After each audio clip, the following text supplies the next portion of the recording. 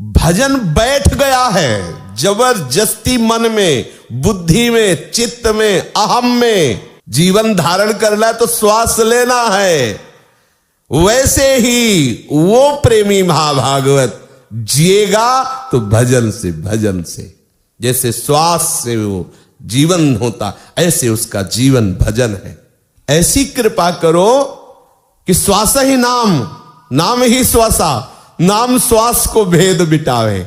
ये जो उपासक प्रभु के चरणारविंद का इस कोटि से आश्रय ले लेता है, नित्य निरंतर उसका भजन होने लगता है।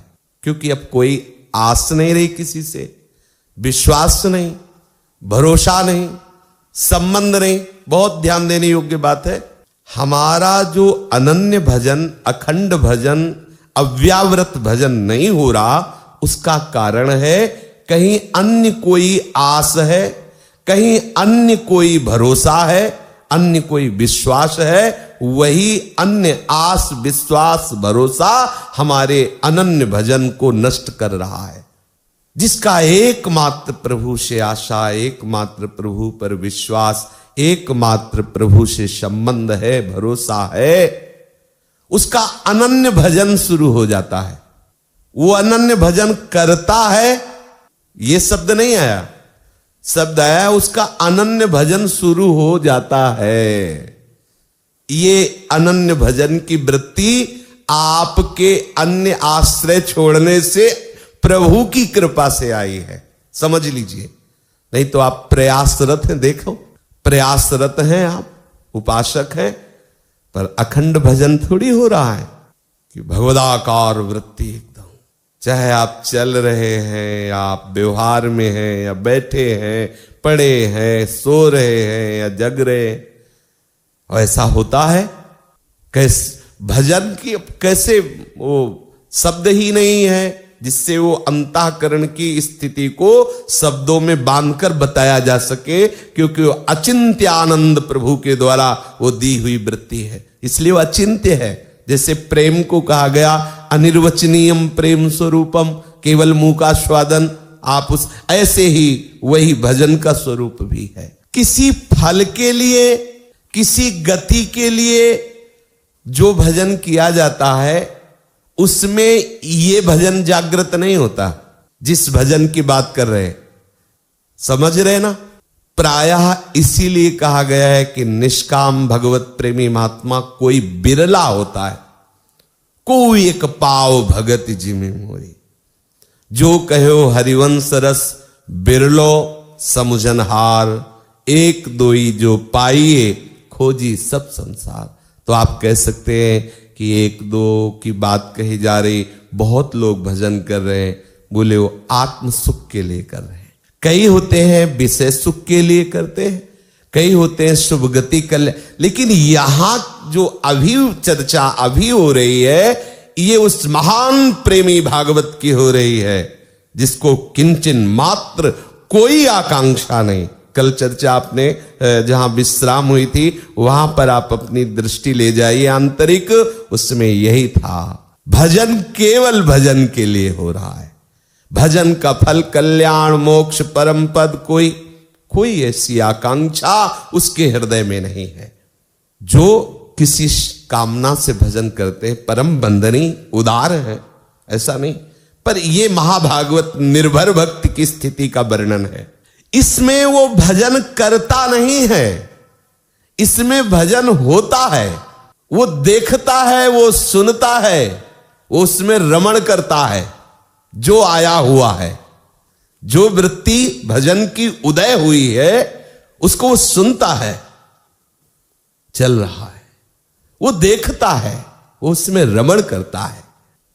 वो भजन कर नहीं रहा, उसके प्रत्येक यंत्र, प्रत्येक करण भजन के लिए स्वयं वो बाध्य हो चुके हैं। भजन बैठ गया है जबरदस्ती मन में, बुद्धि में, चित्त में, अहम में।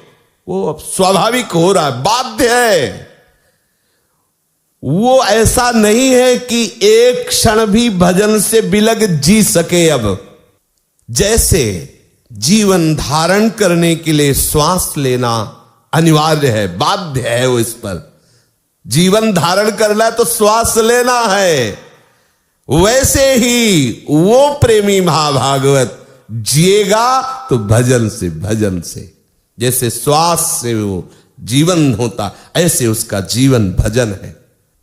सोते जागते, उठते बैठते, खाते पीते, प्रत्येक चेष्टा करते जैसे बिना प्रयास के श्वासोच्छ्वास होता रहता है, ऐसे उसका भजन होता रहता है। उसे कहते हैं अव्यावृत भजनात्, उसे कहते हैं अखंड भजन। इसी की मांग भोरी सखी जी कह रहे कि श्वास और नाम ये दो अलग अलग चलते हैं लाडली, मुझे अच्छा नहीं लगता। श्वास नाम श्वास दो बिलग चलते हैं, इनको भेद न मोको भावे। श्वास ही नाम, नाम ही श्वासा, नाम श्वास को भेद मिटावे। रोम रोम जब रग रग बोले, तब कछ स्वाद नाम को पाए। ये है भजन की स्थिति। श्री जी से कह रहे हैं भोलानाथ जी कि मेरा जी घबरा रहा है। क्यों घबरा रहा है? ये नाम और श्वास अलग अलग चलते हैं। लाडली ऐसी कृपा करो कि श्वास ही नाम, नाम ही श्वासा, नाम श्वास को भेद मिटावे। ये फिर क्या होता है? बोले रोम रोम रग रग नाम में हो जाता है, नाम में हो जाता है, नाम उतरता है नस नाड़ियों। जैसे हम जल पिए वो पच करके फिर हर नस नाड़ी में पोषण करता है, हर नस नाड़ी में जाता है। ऐसे ही जिह्वा से नाम नीचे गले में उतरा, गले से हृदय में, और हृदय से नस नाड़ियों में, हड्डियों में। हाँ, फिर इतना प्रभाव बढ़ता है, वो जहां बैठ जाए तो भूमि में नाम उतरता है। वो जिसे छू ले वो वस्तु नाम बोलने लगती। कैसी महिमा है प्रभु के भजन की। यदि किसी भी कारण से कदाचित उसे ऐसा आभास हो जाए कि नाम छूट गया, क्या छूटता नहीं है, आभास हो जाए उसे ऐसा कि नाम छूट गया क्या, तो उसका दम घुटने लगता है। ऐसी भयंकर व्याकुलता होती। तद स्मरणे परम व्याकुलते, परम व्याकुलता। अब उस व्याकुलता को तो वही जानता है, परम व्याकुलता। नित्य निरंतर भजन में डूबा हुआ भी एक क्षण के लिए भजन छूटने का भ्रम हो गया तो वो परम व्याकुल हो गया, तड़पने लगा, व्याकुलता पूर्वक तड़प। ऐसा कैसे हो गया? और ऐसा हो ही नहीं सकता, क्योंकि व्याकुलता शब्द गाढ़ अवस्था का प्रतीक है। वो उस समय भी गाढ़ अवस्था में है कि कैसे छूट गया। चित्त की अनन्यता होने के कारण, बहुत बहुत अमृतमय वचन है, चित्त की अनन्यता होने के कारण नाम चित्त की वृत्तियों में समा गया। मुरारी पादार्पित चित्त वृत्ति, ये स्थिति है। प्रभु के स्मरण के सिवा ना किसी दूसरे के अस्तित्व की कल्पना है। कोई दूसरा है ही नहीं चित्त में, उनके कल्पना भी नहीं। जैसे एक विषयी पुरुष के चित्त में कहीं भी प्रभु की लीलाओं की कल्पना भी नहीं, भावना भी नहीं, वो डूबा रहता है रात दिन वही बहिर्मुख विषयों में। उस महाभागवत के चित्त में अनन्यता ऐसी छा गई है कि किसी और की स्मृति, किसी और की कल्पना, किसी और का अस्तित्व ही नहीं रह गया। इतनी भी गुंजाइश उसके हृदय में अब नहीं है कि एक भी वृत्ति क्षण भर के लिए किसी अन्य का चिंतन कर सके। गुंजाइश ही नहीं। नाहीन रहो ही महा ठौर, नंद नंदन अछत आके विराजमान हो गए स्मृति रूप से प्रभु। इस भजन के प्राप्त होने पर प्रभु की संपूर्ण लीलाओं के दर्शन का अधिकारी हो गया। समझ रहे? अब लीला में उसके प्रवेश होने की भूमिका तैयार हुई। स्मृति, मैं स्मृति कर रहा हूं, यह भी अहम का लय। स्वाभाविक भजन का इस तरह से स्फुरण कि चित्त की एक वृत्ति में भी कहीं अन्य का अस्तित्व नहीं, अन्य की कल्पना नहीं। अब इस अनन्य महाभागवत के हृदय में प्रभु की दिव्य लीलाओं का स्फुरण होने लगता है। पूज्य राधा बाबा, भाई जी, ये सब अभी के महापुरुष हैं, ये सब लीला में डूबे हुए महापुरुष हैं। श्री वृत्तासुर जी ने प्रभु से यही प्रार्थना की थी कि हमारे ऊपर, हे नाथ, आपकी ऐसी कृपा हो जाए कि आपके जो पूर्ण ऐसे निर्भर भक्त हैं, जिनमें किंचिन मात्र अन्य आस, अन्य भरोसा, अन्य विश्वास नहीं है, ऐसे महाभागवतों का मुझे संग प्रदान कीजिए, उनकी दासता प्रदान कीजिए। क्योंकि ये निर्भर भक्ति की संपूर्ण वृत्ति किसी साधना से नहीं आती। मुझे ऐसे महाभागवत का संग चाहिए जो निर्भर है। ऐसे महाभागवत कोई बाजारों में थोड़ी मिलते हैं। प्रभु कृपा करते हैं तब ऐसे महाभागवत पुरुषों का संग प्राप्त होता है।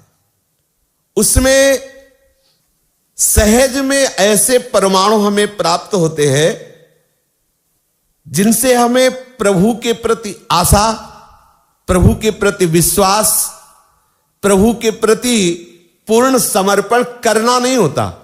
उनके संग से, उनकी वाणी से, उनके चिंतन से हमारे हृदय में उतरता है। प्रभु से प्रार्थना कर रहे हैं कि करुणामय प्रभु, आपके चरणों की दासता नहीं, आपके चरणों में जो ऐसे समर्पित महाभागवत जल है, दासानुदासो, मैं आपके उन दासों का दास बनना चाहता हूं। क्योंकि सीधे हरि से जुड़ने की सामर्थ्य हमें नहीं है। यदि आप मानते हैं कि है, तो हमें युक्ति पता नहीं कैसे हमें जुड़ना है, कैसे हमें अपने संपूर्ण मन बुद्धि को, एक तो असंभव है, असंभव है बिना किसी महाभागवत के मिले, बिना किसी महाभागवत की शरण हुए, बिना किसी महाभागवत की आज्ञा में हुए हम अपने मन को संपूर्णतया प्रभु के प्रति समर्पित नहीं कर सकते हैं। पक्का ये दृढ़ बात है। आज तक इतिहास साक्षी है, कोई अगर भगवत प्रेम में मतवाला हुआ है तो किसी महाभागवत की कृपा से हुआ है। जितने भी आचार्य, जितने भी महापुरुष हैं, सब एक सिद्धांत पर मुहर लगाते हैं, दास दासो हम में, श्याम श्यामा पद कमल संगी शिरनायो। महाप्रभु चैतन्य देव कहते हैं, हम तो श्री गोपी वल्लभ के जो दास हैं उनका दास हूं। जो भगवत प्रेमी महात्माओं के चरणारविंद का आश्रय मिल गया तो बहुत बड़ा लाभ मिल गया। यह है लाभ शंकर माना, इससे बड़ा कोई लाभ नहीं है। कुछ ही दिनों में जो बहुत जन्मों की साधनाओं से स्थिति नहीं आती, वो कुछ ही दिनों में महाभागवत पुरुषों के संग से आ जाती है। और वो समझ में भी नहीं आती कि हमारे अंदर ऐसी स्थिति आ गई।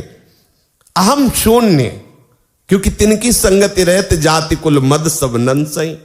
अहम हरे तो पादैक मूल, दासानुदासो भवितास्मि भूया। पहली बात मांग रहे हैं वृत्तासुर कि हे हरे, मैं मरकर भी आपके दोनों चरणारविंदों के आश्रित जो प्रेमी महाभागवत जल है, उनके दासत्व को प्राप्त हो। चाहे जितने जन्म हो आगे, मैं आपसे मोक्ष नहीं मांग रहा, कल्याण नहीं मांग रहा, शुभ गति नहीं मांग रहा। मेरा जो जन्म हो तो आपके किसी महाभागवत के दासत्व को प्राप्त हो, ये मेरे ऊपर कृपा कर दीजिए। बहुत सुंदर बात। मना स्मरेश, प्रभु ऐसी कृपा कर दो कि मेरा मन आपके स्मरण में लग जाए। आपके स्मरण, आपका नाम स्मरण, आपका मंत्र स्मरण, आपकी कृपा का स्मरण, आपके रूप का स्मरण, आपकी लीला का स्मरण, आपके गुण का स्मरण, आपके धाम का स्मरण, आपके प्रेमी महाभागवत का स्मरण, ये सब आपका स्मरण है। मना स्मरे तासुपतेर गुणास्ते गृणीत वाक। मन तो हमारा इस तरह से आपके स्मरण में डूबे और वाणी को आप ऐसी पवित्र कर दीजिए कि आपके नाम कीर्तन, गुण कीर्तन, लीला कीर्तन, आपके प्रेमी जनों के यश कीर्तन के सिवाय और कुछ बोले नहीं। और ये शरीर आपकी और आपके प्रेमी महाभागवतों की सेवा में समर्पित हो जाए, ऐसी कृपा कर दो। ये जो हमारा शरीर है, करोतु कायः, इससे जो भी कर्म बने, जो भी चेष्टा बने, वो आपकी प्रसन्नता, आपके जो आश्रित महाभागवत जन है उनकी प्रसन्नता का हेतु हो। शरीर की सार्थकता ये सेवा में ही है। ये जो वैष्णव होकर के शरणागत होकर सेवा से बचते रहते वो देहाभिमानी है, वो अभी समझ नहीं पा रहे कि शरीर की सार्थकता किस में है। शरीर की सार्थकता खा पी करके इसे खूब मोटा कर लेना ये नहीं है। ध्यान रखना, ये व्याधि मंदिर है। जैसे मंदिर में देवता विराजमान होते हैं ना, ऐसे इसमें व्याधि विराजमान है। ये व्याधियों से युक्त है। शरीरम व्याधि मंदिरम। ये एक न एक दिन आपको बहुत दुख देगा, यहां तक कि मृत्यु रूपी भयानक दुख देगा। इसको ज्यादा सजाओ मत, इसको ज्यादा दुलार मत करो, बस उतना ही इसे दुलार करो जिससे ये स्वस्थ बना रहे। और भगवत सेवा और भागवत सेवा, चराचर जगत को भगवत भाव से, आप किसी की भी सेवा, कुत्ते की भी सेवा भगवत भाव से, निष्काम भाव से, तो भगवान को ही पहुंचती है सेवा, क्योंकि सबके हृदय मंदिर पर हमारे गोविंद विराजमान है। शरीर की सार्थकता किसमें? प्रभु और प्रभु के जनों की सेवा में। प्रभु से भी बढ़कर प्रभु के जनों की सेवा है।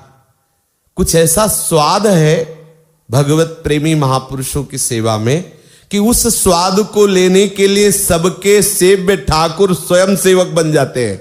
आप देखो, कहीं शिखंडिया रूप से एकनाथ जी की सेवा में, कहीं अंतर्यामी नामधारी त्रिलोचन जी की सेवा में, कई जगह, और बहुत सी ऐसे भक्तों के चरित्र आए जहां अखिल लोक चूड़ामणि सबके स्वामी सेवक बने दिखाई दिए। कहीं गुप्त रूप से, कहीं प्रकाशित हो गए, नहीं तो अपने भक्तों की सेवा सुख का स्वाद लेने के लिए चराचर जगत के स्वामी सेवक बन जाते हैं। पग चापू, सेज बिछाओ, नौकर बनू हजाम, हाकू बैल बनो गडवारो, बिना तनख्वाह रथवान, यही तो मेरे मन में ठणी, भगत मेरे मुकुटमणि। मैं भक्तन को दास, भगत मेरे मुकुटमणि। अगर शरीर से वैष्णव सेवा का अवसर कहीं मिल रहा हो तो ठाकुर सेवा रोक देना। ध्रुवदास जी ने 42 लीला जी में भी वर्णन किया है कि यदि आप श्री जी की सेवा में हो और कोई महाभागवत पधारा है तो श्री जी की सेवा को विश्राम दे दो। जिस स्थिति में हो, पहले उस महाभागवत की अर्चना करो।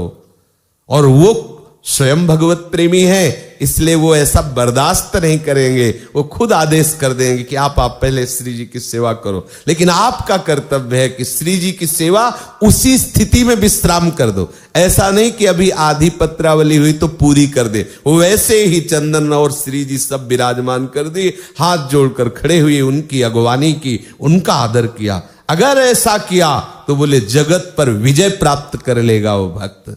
आप माया को परास्त कर देंगे यदि आपने ऐसी वैष्णवों के प्रति, महाभागवतों के प्रति ऐसी भावना बना ली।